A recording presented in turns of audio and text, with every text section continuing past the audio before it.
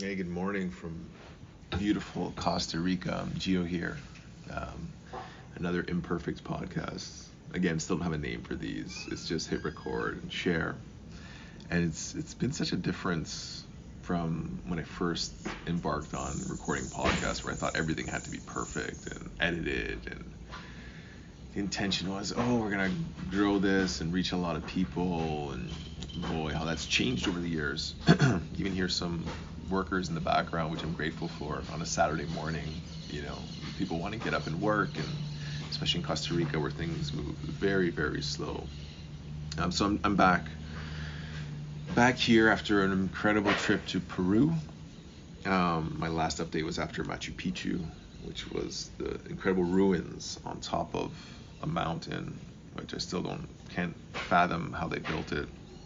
Which just gets me to ask a lot of questions about our history and our civilization and what we know, what we've been told, what we believe, and what's important about all of that, if anything.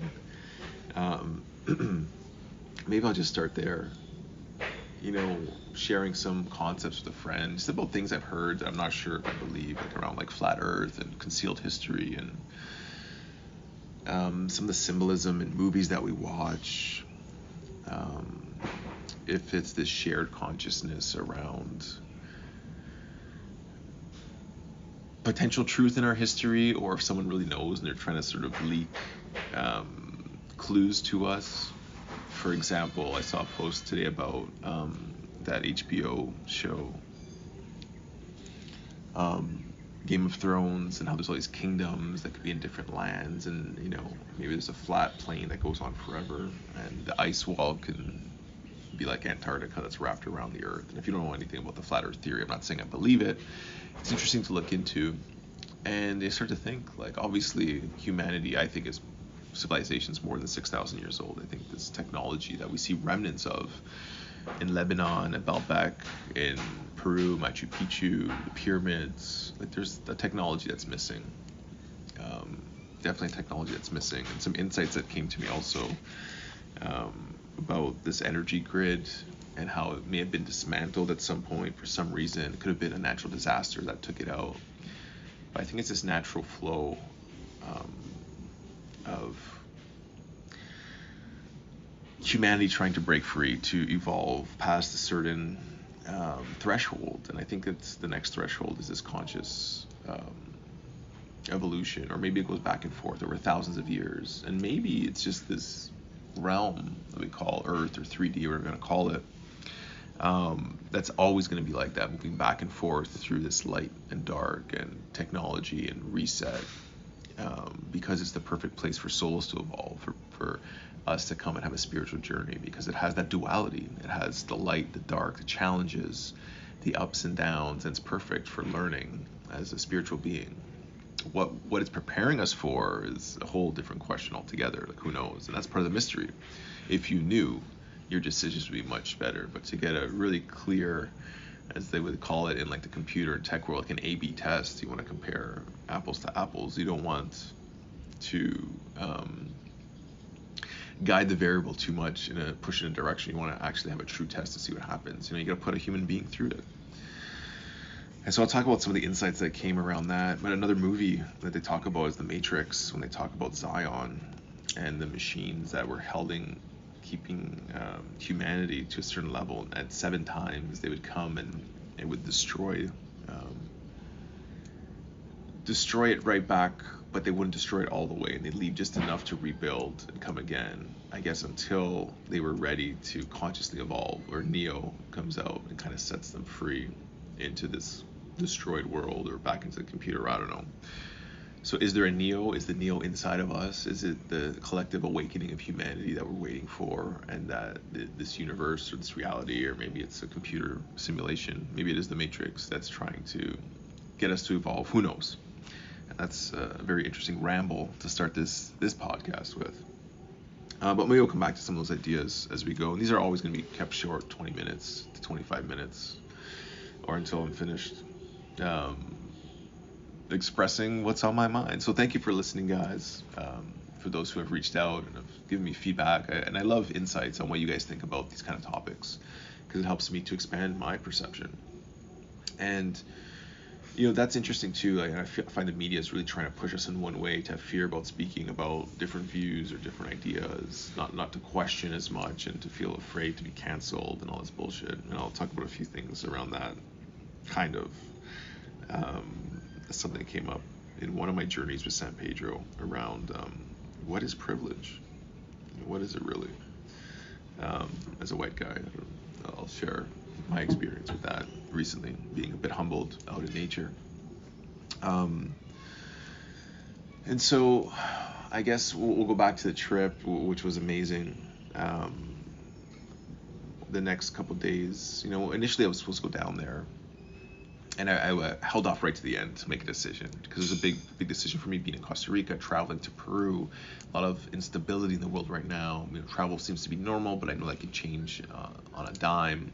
Peru is one of the most locked down countries in the world, and for some reason also it's one of the highest death rates to COVID and these other things. And there's a lot of money made with this testing and forced compliance in some of these companies that own the test and the patents and stuff like that. So there's a lot of questions as to like what the true intention is: to make money, to have control, to have safety and keep people safe from the virus. But I think as more and more data comes out, we're seeing a lot of it doesn't make sense. Especially back in Canada, they're still pushing, that hey, we have to keep people safe. There's this pandemic going on with our fearless leader JT.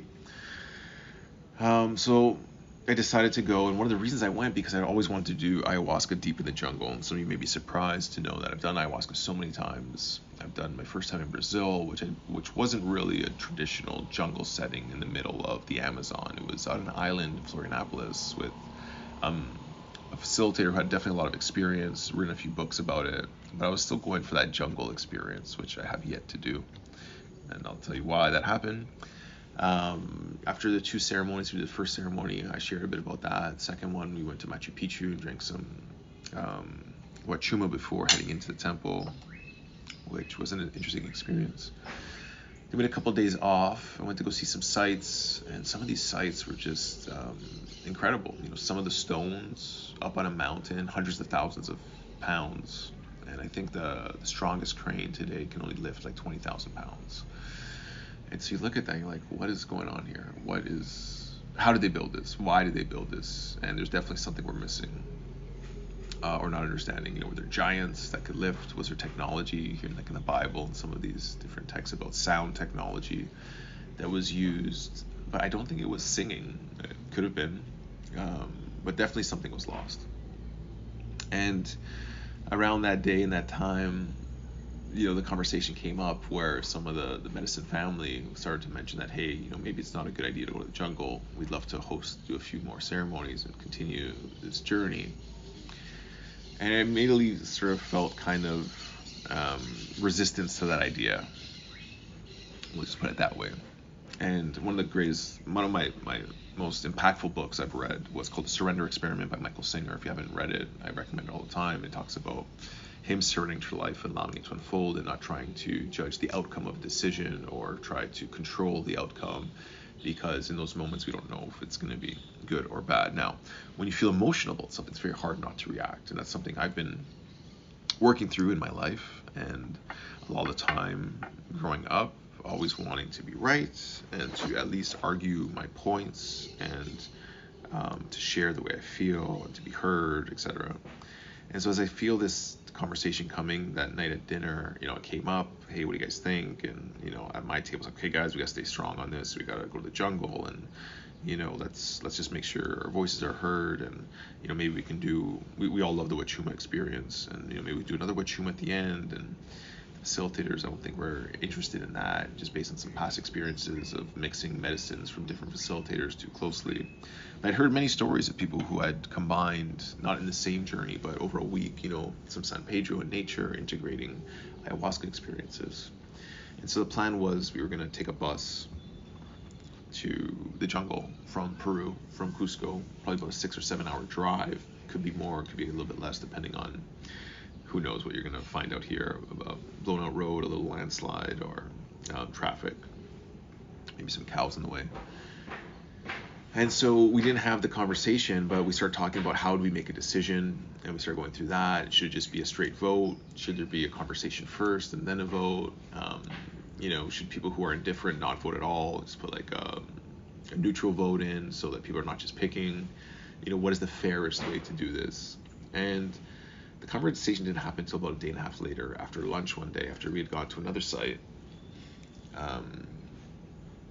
And we sit down, and first we hear a talk from, the Wachan, a beautiful man, and just learned so much from him and leading the group. And he starts talking, and he talks about all the reasons why we should still stay here and do Wachuma, and not one reason why it's a good idea to go and do San Pedro. So immediately I'm feeling the resistance in my mind. It's like, okay, that's not fair. This is why they don't allow canvassing at the poll station, because you may be so convinced or know what your vote is, and then someone's going to convince you otherwise right before you make that decision, and then later you might regret it.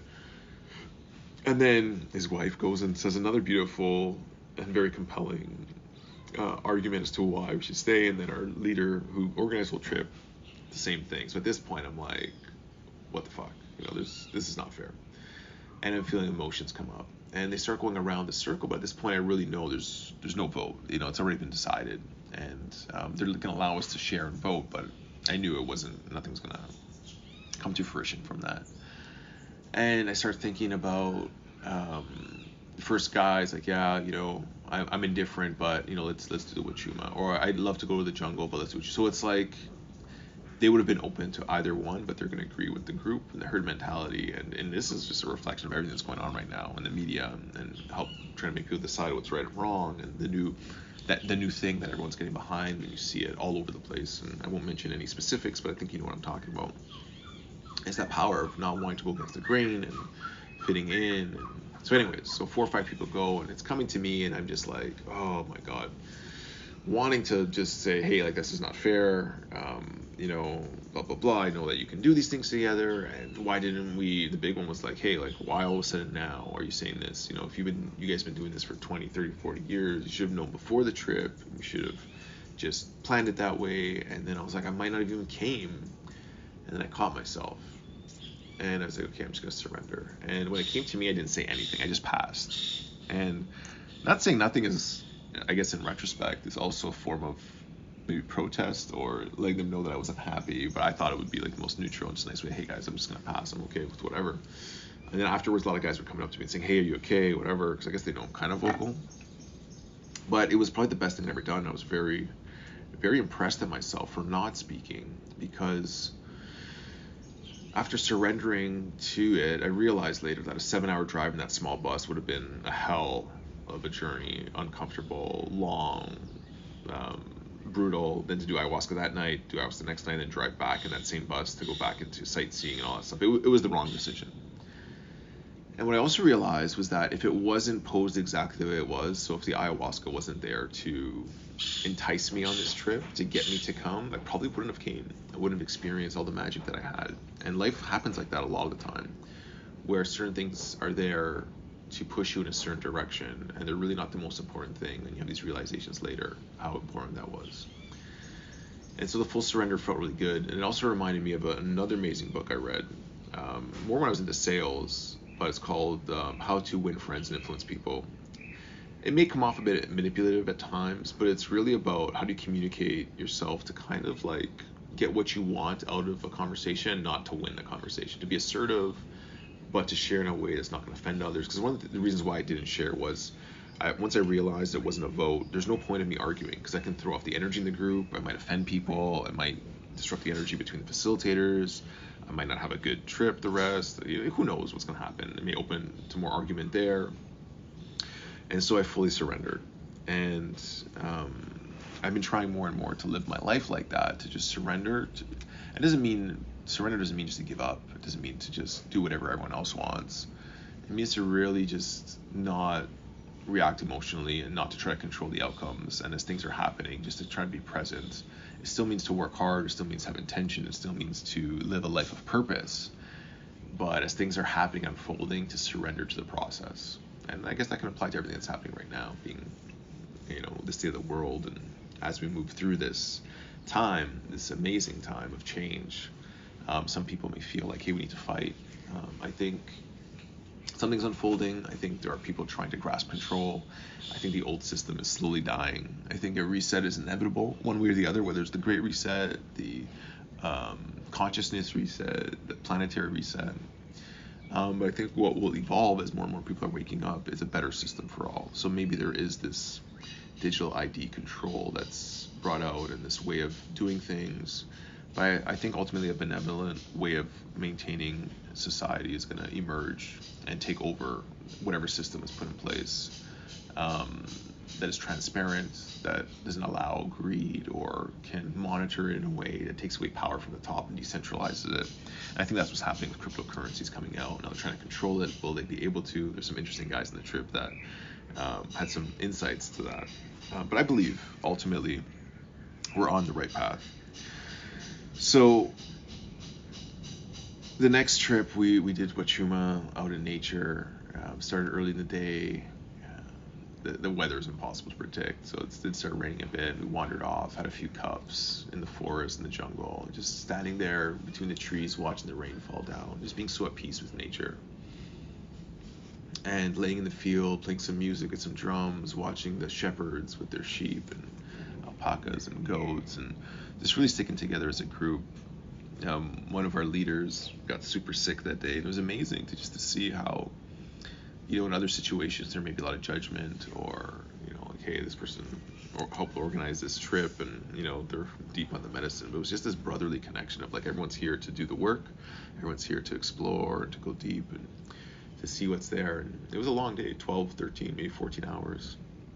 And as we're getting back to sit down, I just started really reflecting, and what Chan was talking about, being born in this world, and the different ways you can come in, and the first trauma being born in a hospital with all these lights and doctors and drugs and screaming and being pulled away from the mother, the umbilical cord being cut right away. We had 2 natural births at home, me and my wife, and he talked about how his daughter was born like on an altar, and they had incense and music and coming into the world in such a way. And I started reflecting on the sadness I had around not really having a lineage as a white man. And I've heard some people talk about this, how the Western culture has been cut off from nature, and what's been put in place is religion, dogmatic, very controlling, fear-based religion, that we are separate from God, that we must please God, and everything we do is a sin. And I was like, wow, like, imagine believing that. And there's a few guys on the trips that were part of either like Mormon or Jehovah's Witness that really felt that kind of, as a child growing up, pressure to conform against any beliefs or feelings they had. It wasn't important, that there was only one way. And it became so obvious that, although this Western world has a lot of interesting things that have come out of it, and capitalism and materialism, and a lot of privilege we talk about now is this kind of like, hey, you have a privilege because you have a better chance of making money, of being rich, of having advantages to go to school, which I think are just conditioning, ways of conditioning people, as you see like people living in Costa Rica or other kids that grew up out of that. And that was one of the stories about coming down here, which I'll share on a separate podcast, about living here in Costa Rica. I don't know if I shared that one already, but I will share it on a further one. Actually, I think I did, and someone connected me with that person that told me that my kids were my responsibility. If I didn't get them out of the Western education system, it was on me. And since then, someone said they know that guy, and it's going to put me in touch. I think his name is Tim. And so sitting there thinking about privilege, it's like, wow, I am actually at a disprivilege or whatever when it comes to being connected to nature and truth and lineage of a tradition, because I don't resonate with that tradition. It was implanted there.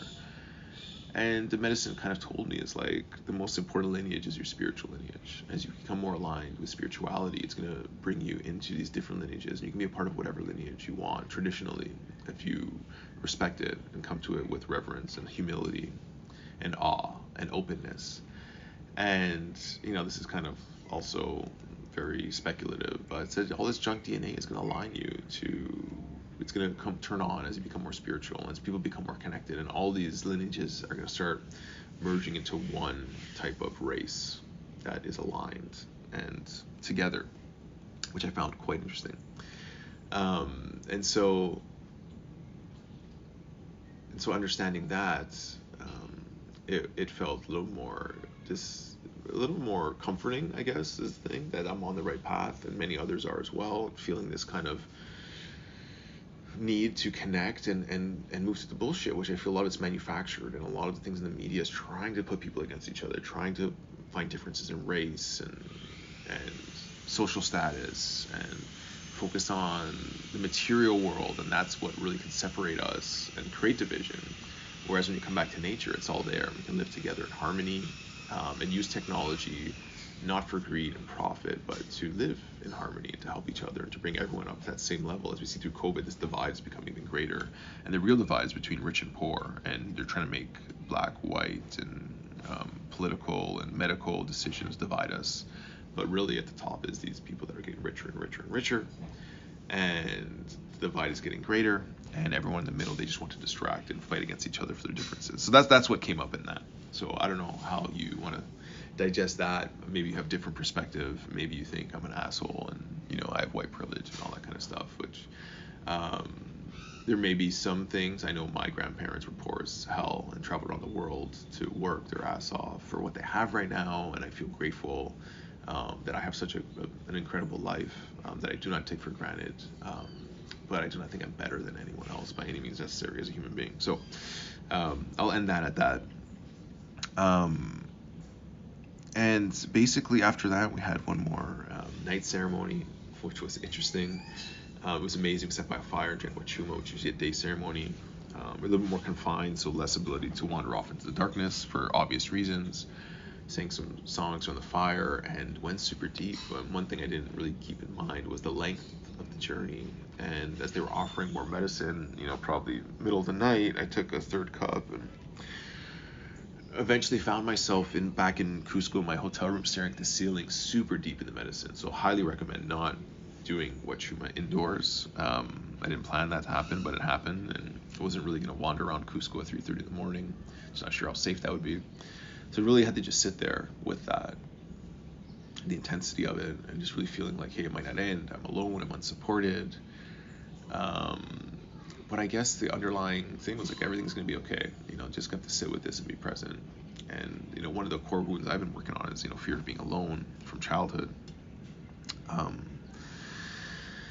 And so I went for breakfast eventually, and then found my way back, and the breakfast really didn't help. I thought it might kind of curb the experience, but eventually I just put some headphones on when it was about 8:39, walked out to the town square and just sat down and watched the fountain, just watched people, and just sat there and was totally present. No thoughts in my mind, absorbing the music and just observing people. And it was such a beautiful experience to see all the different people, from tourists to locals to people working to the animals, just in one little town square. And this is always happening at all times, everywhere in the world. And these places that I sit in, I sometimes think about, like, who has sat here before me, whether it's in nature for 1,000 years ago, who's came through here. In the journey the day before, there's this little ice cold waterfall in a cave that was on a river, and I got to go and do a little ice cold plunge in there. And I just thought about how lucky I was to be in that exact space in that moment, and just curious to who had been there before me. And so advice is, I would prefer to do wachuma in nature as long as it takes to be there, and not to go back to civilization sooner, specifically isolation in a room or anything like that.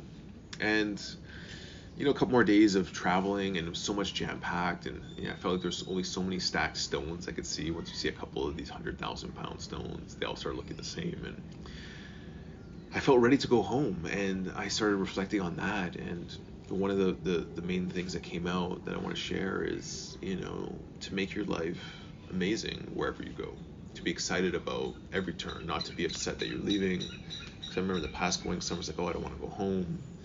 And it's really, I guess the goal is to make your life as incredible as you can, no matter where you are. Being excited about the things to go home to. I'm sure there's a lot of things that I'm not excited about to go home to, whether in Costa Rica or in Canada, which are planning a trip back for the summer. But just make yourself excited about wherever you're going. and to see the bright side in that, and to look forward to that, and to try to cultivate a life where you're excited. If you guys are like, oh, I'm sad to go home, it's like, okay, now you got to work on making your home exciting. So whenever you go back there, you're excited to go there. The people you see, the things you can do, and not try to bring your mind to all the reasons why you don't want to go back somewhere. And I think the opposite is true of, when you're doing this work and you're doing medicine and you're working on yourself. The most important environment is the one inside yourself, the one inside your head and how you see the world.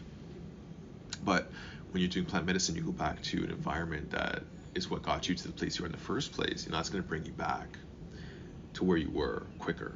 But if you can create an environment wherever you go that fosters joy and excitement and creativity and all things that are important to you, you can really not only continue to be on that level that you've achieved through the work that you've done on your trip or whatever you've done, but you can also improve and keep growing in every environment. So just be excited about all the spaces you have, and if they're not feeling good, then that's something you got to work on. Create some change, and you can create change. It's a decision you need to make. It doesn't need to cost money. It doesn't need to be anything complicated. It's one of the things I learned from this trip and from nature is it's quite simple. Nature is simple. We overcomplicate things as humans, and that creates most of our suffering. So I guess I'll wrap it there today. We're already at 26 minutes, so thank you for listening. I'd love to hear any insights you guys have on any of these topics, and I hope none of it is offensive. It's just here for more dialogue, for sharing, for expressing, and maybe to educate myself more on some of the things that I may not have enough perspective on. So if you do have a different perspective, I'd love to hear it. There's an amazing bird that just landed on the sill here. It is so cute. And I'll just end with that. Thank you, bird. Thank you, everyone, for listening, and looking forward to hearing you guys. Peace.